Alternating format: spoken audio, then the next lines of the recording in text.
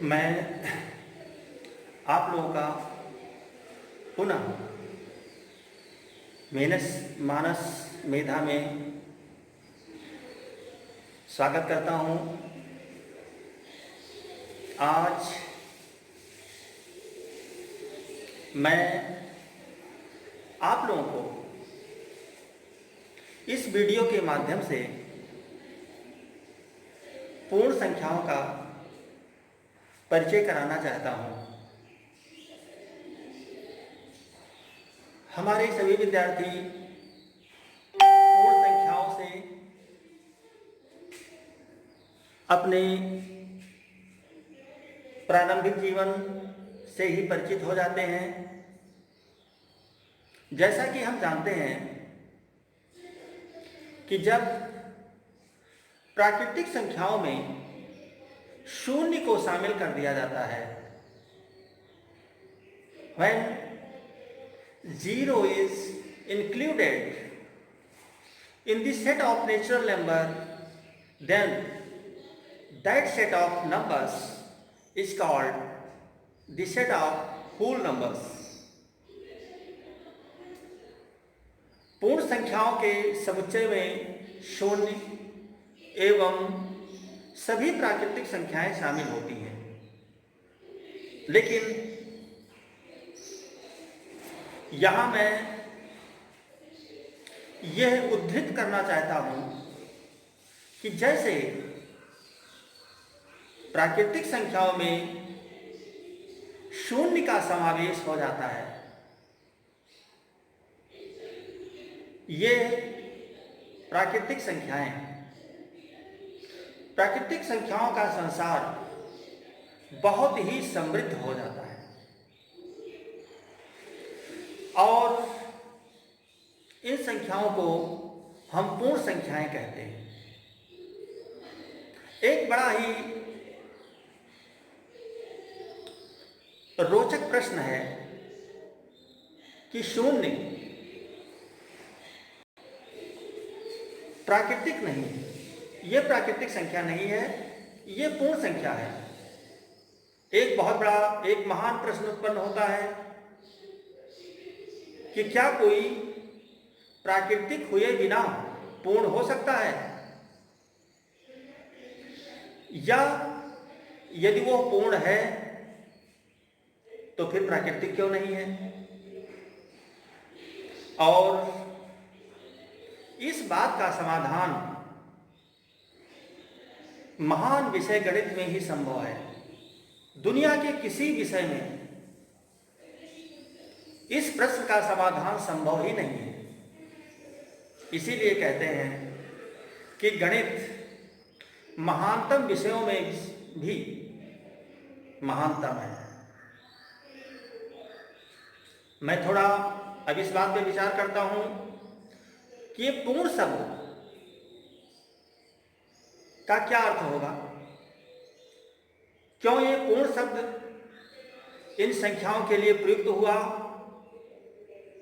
तो मैं आप लोगों को अत्यंत गौरवशाली अतीत की ओर पुनः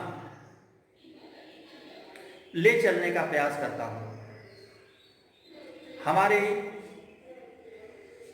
उपनिषद ईशा उपनिषद में पूर्ण शब्द की बहुत ही सुंदर एवं सटीक व्याख्या की गई है। ईशा उपनिषद का प्रथम ऋचा ही यही है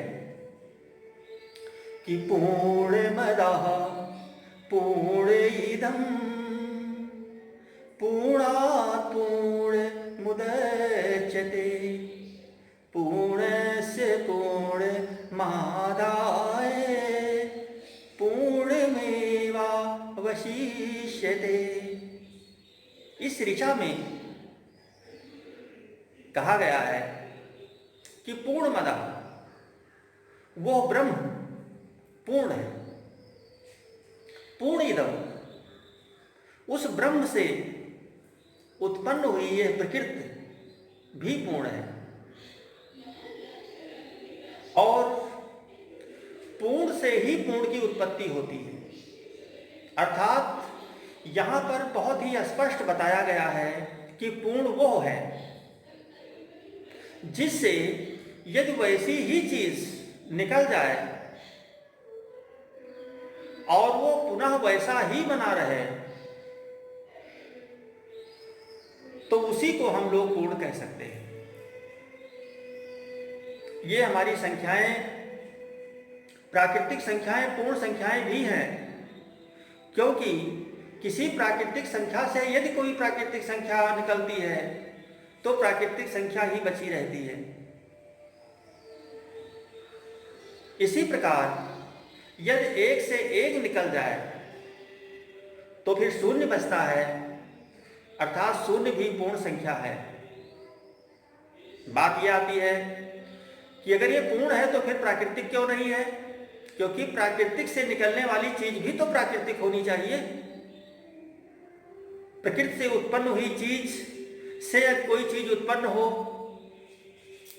और वो प्राकृतिक ना हो तो ये एक महान चिंतन की विषय वस्तु है, एक महान चिंतन की विषय है।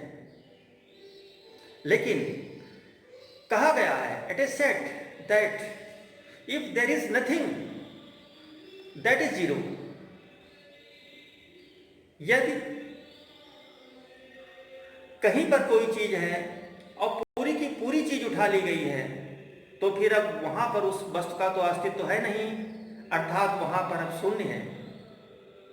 जहां कुछ नहीं है वहां शून्य है। If there is nothing that is zero. अब जब जहां कुछ है ही नहीं फिर वहां प्रकृति क्या हो सकती है? वहां प्रकृति तो हो नहीं सकती है, वो प्राकृतिक भी नहीं हो सकता है। इसी के आधार पर ये जो हमारी शून्य संख्या है ये प्राकृतिक नहीं है। लेकिन चूंकि ये पूर्ण संख्याओं से निगमित है इसलिए ये पूर्ण है। और शून्य के आते ही जैसे हमारे प्राकृतिक संख्याओं को पर लग जाते हैं और ये पूरे ब्रह्मांड में विचरण करने में सक्षम हो जाती है, शून्य के आते ही हमारी संख्याओं का विस्तार तीव्र गति से हुआ और जैसे जैसे संख्याएं समृद्ध हो गई इनकी विकास तीव्र गति से होने लगा। हमारी मानव सभ्यता भी उसी गति से विकास के पथ पर अग्रसर हो गई। तो मैंने आज आप लोगों को इस छोटे से वीडियो में पूर्ण संख्याओं का परिचय कराया।